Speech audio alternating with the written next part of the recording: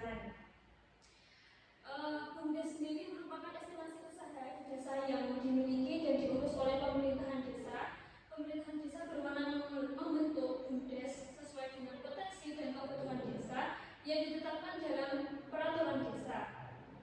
Dengan demikian, program pemberdayaan desa atau PPD menciptakan destinasi ekonomi yang sepenuhnya dimiliki oleh penduduk setempat. Desa Jetis merupakan salah satu desa yang berada di Kabupaten Semarang, tepatnya di Kecamatan Bandungan. Desa Jetis ini merupakan salah satu desa dengan pendapatan hasil desa yang cukup besar di Kabupaten Semarang.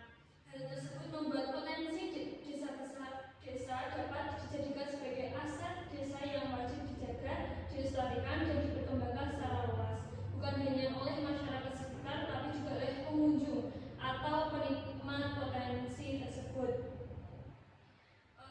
Yang selanjutnya, saya menggunakan rumusan masalah itu adalah apa saja hambatan yang dihadapi BUMDes Desa Jetis dalam aktivasi media sosial untuk pelayanan produk pertanian.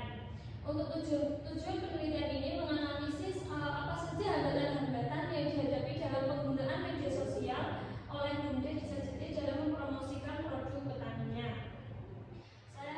Di sini ada manfaat penelitian. Yang pertama, penelitian teoritis. Penelitian ini dapat memberikan manfaat apabila digunakan sebagai segala informasi dan bahan referensi.